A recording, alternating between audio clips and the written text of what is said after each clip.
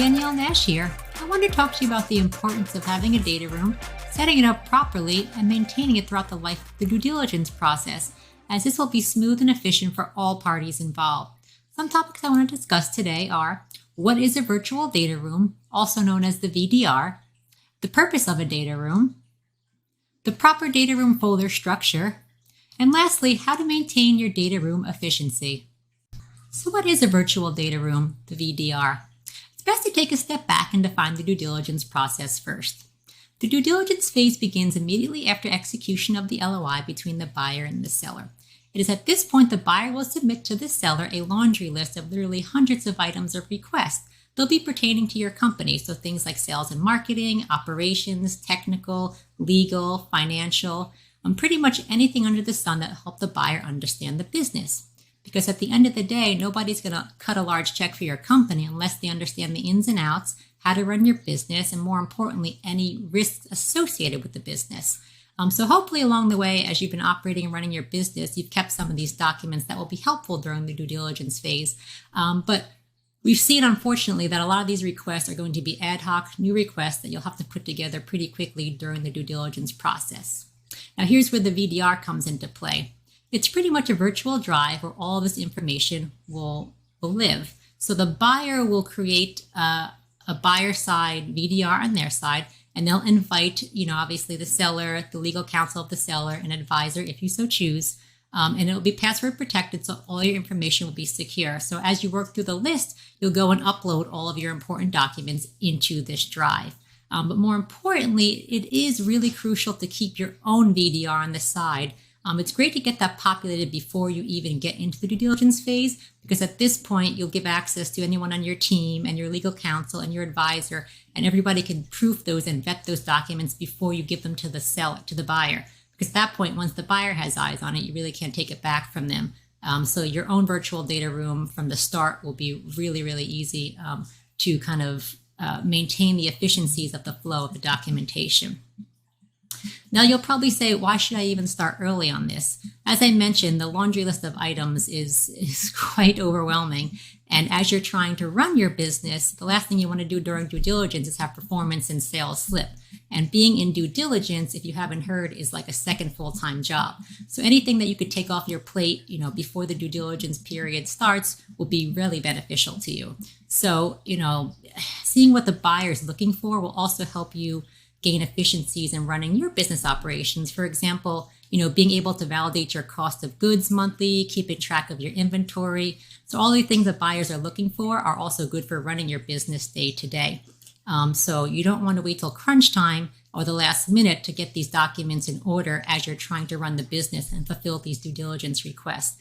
So I just want to reiterate the timing of this and the efficiency of it and getting organized prior to the final DD stage. Let's talk about the purpose of the data room, because it's actually beneficial to both the buyer and the seller. On the buyer side, think of the data room as a one-stop shopping online repository for all the due diligence documents they've gathered along the way. And further, these documents are clearly organized in such a fashion that mirrors the due diligence checklist that they gave to the seller from the get-go, therefore making it easy to reference and review materials when needed.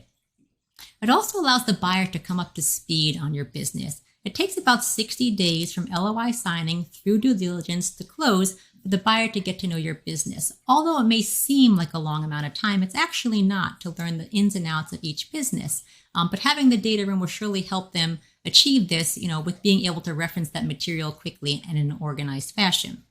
It also creates a smooth transition from the due diligence gathering phase into the disclosure schedule process, which we'll talk about shortly.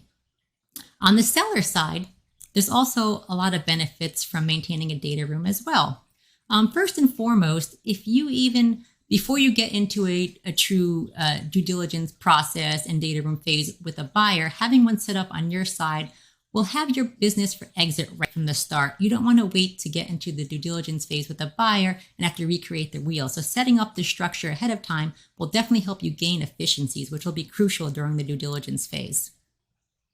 Also, the data room will help you understand what the buyer needs. You'll kind of get that buyer lens and understand why they're asking for certain things and what they're asking for, and you can provide it from the get-go. So it makes things easier on your end and there won't be any surprises. And perhaps most importantly, knowing what you'll be expected to provide will help you avoid critical mistakes in building your business for exit.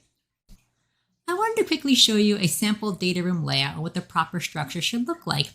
Now, as mentioned previously, it's a great idea to have this structure set up beforehand, before you even get into that official due diligence stage with the buyer.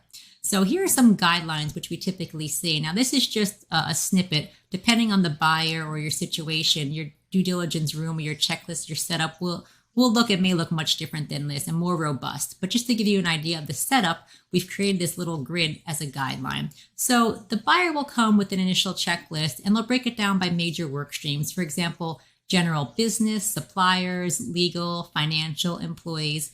And then we'll create these subcategories to really get the nitty-gritty of each of the main categories in the work stream. So you'll see the subcategories 1 through 19. I won't read through them all, but the idea is within the data room, all of these will be numbered in folders. So if you have to go back to reference material as you're updating and populating information, to keep this in this structured and organized format will make it easy for you to revisit the documents, repopulate them, review them, and reference them quite easy.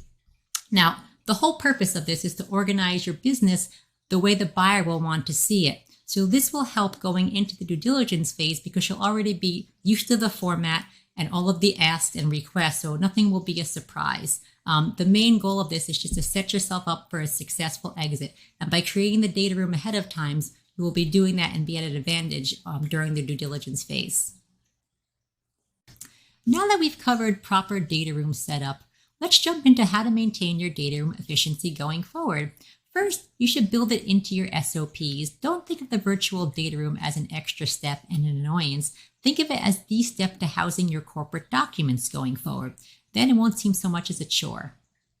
Next, your sell-side data room versus your buy-side data room. Make sure you know that your own data room, your VDR, will not be shared with the buyer. Instead, when the VDR is set up on the buyer side, you will filter and dump into their data room all the documents that you vetted. So this ensures that you only provide the buyer with the requested information. Store as much as the data room as possible: POs, corporate documentations, trademark, contracts. Put it all here now because you can redact it later when you're communicating with the buyer and sharing these documents. Also, ongoing updates and periodic reviews and expansion. You could start with one work stream now if it seems overwhelming and continue to build on those. And as you periodically expand, you can jump into the next work stream and supply some of the subcategories as well. So if it's too overwhelming, take it step by step. Look into each of the work streams and create the high-level folder structure if that's easier. And then week after week, you can continue to update and expand each of the work streams, filtering and filing all your documentation in the proper manner and setup as shown. Just to recap, I hope you all understand the importance and efficiencies of having your data room set up from day one. This will ensure a smooth transaction process when you begin the due diligence phase with the buyer because you'll already have a lot of the documentation readily available to supply and populate into the buyer's data room.